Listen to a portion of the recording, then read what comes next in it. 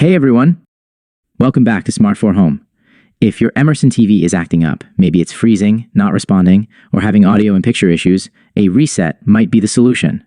In today's video, I'll show you how to reset your Emerson TV using both soft reset and factory reset methods. Let's get started. Section 1. Soft Reset. First, let's try a simple soft reset.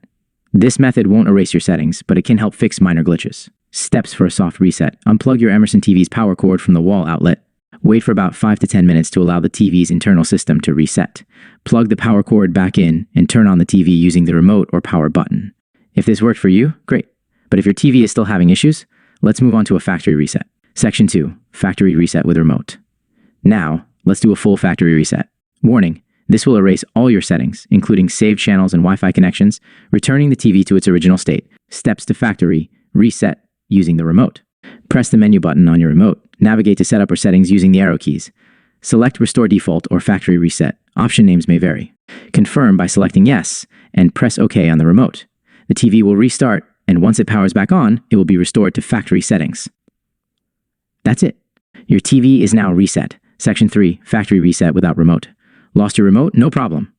You can still reset your Emerson TV manually. Steps to reset without a remote. Locate the power and volume down buttons on your TV. Press and hold both buttons together for about 10 to 15 seconds. If the TV turns off, release the buttons and wait for it to restart. If nothing happens, unplug the TV, wait 5 minutes, then plug it back in and turn it on. If your Emerson TV has a reset button, you can also press and hold it for a few seconds until the TV restarts. Conclusion. And there you have it.